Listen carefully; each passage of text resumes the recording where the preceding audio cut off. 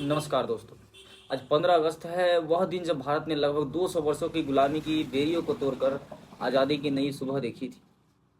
लेकिन क्या आपने कभी सोचा है कि जिस आज़ादी को हम आज इतनी आसानी से महसूस करते, उसके पीछे कितने संघर्ष थे, कितने आंदोलन हुए, कितने लोगों ने अपना घर परिवार छोड़ा और कितने वीरों ने देश के लिए अपना जीवन न्यौछावर कर दिया। आज की इस खास वीडियो में हम बात करेंगे भारत की आज़ादी के संघर्ष की, उन वीरों की, शहीदों की, आज़ादी के समय हुए संघर्ष और युद्धों की, और उस भारत की अर्थव्यवस्था की जो 1947 में हमारे सामने थी। आज़ादी की लड़ाई, भारत की आज़ादी की कहानी केवल 1947 से शुरू नहीं होती है। अंग्रेजी ईस्ट इंडिया कंपनी के बढ़ते प्रभाव के साथ भारत में विदेशी शासन मजबूत होता गया। फिर आया 1857 का महान विद्रोह। मंगल पांडे, रानी लक्ष्मीबाई, तात्या तोपे, बहादुर शाह जफर और असंख्य वीरों ने अंग्रेजी शासन को चुनौती दी। 1857 का विद्रोह भले ही तत्काल सफल नहीं हुआ, लेकिन उसने अंग्रेजों को यह एहसास करा दिया कि भारत की जनता हमेशा गुलामी स्वीकार नहीं करेगी। इसके बाद आज़ादी की लड़ाई कई रास्तों से आगे बढ़ी। एक तरफ महात्मा गांधी के नेतृत्व में अहिंसक आंदोलन चले, असहयोग आंदोलन, सविनय आज्ञा आंदोलन, भारत छोड़ो आंदोलन। तो दूसरी तरफ क्रांतिकारियों ने भी अंग्रेजी शासन को सीधी चुनौती दे दी। भगत सिंह, राजगुरु, सुखदेव और नौजवानों ने देश के लिए अपना जीवन अर्पित कर दिया। चंद्रशेखर आजाद ने भी अंतिम समय तक अंग्रेजों के सामने झुकना स्वीकार नहीं किया, और नेताजी सुभाष चंद्र बोस ने आजाद हिंद फौज के माध्यम से अंग्रेजी शासन के खिलाफ सशस्त्र संघर्ष का रास्ता अपनाया। दोस्तों, आज जब हम आज़ादी का जश्न मनाते हैं तो हमें उन शहीदों की जरूरत याद आती है, जिन्होंने अपने आज को हमारे कल के लिए कुर्बान कर दिया। भगत सिंह को फांसी दी गई, लेकिन उनके विचारों को फांसी नहीं दी जा सकी। राजगुरु और सुखदेव भी देश के लिए हंसते हंसते बलिदान हो गए।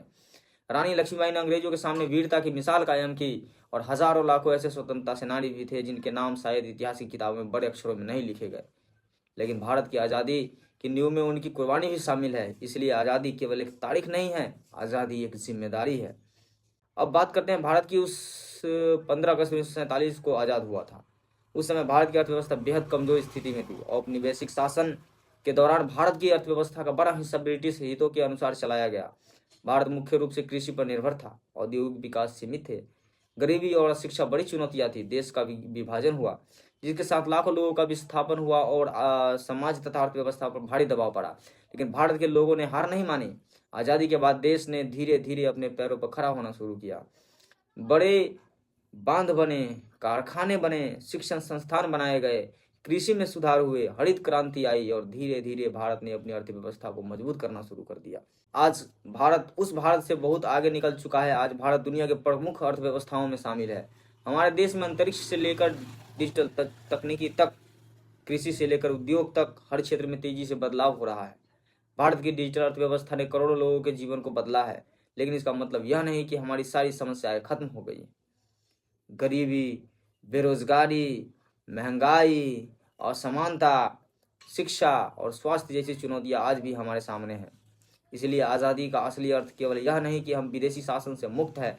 असली आज़ादी तब होगी जब हर भारतीय को बेहद शिक्षा मिले, सम्मान के साथ रोजगार मिले, किसान मजबूत हो, युवा आत्मनिर्भर बने और देश के विकास समाज के हर वर्ग तक पहुंचे।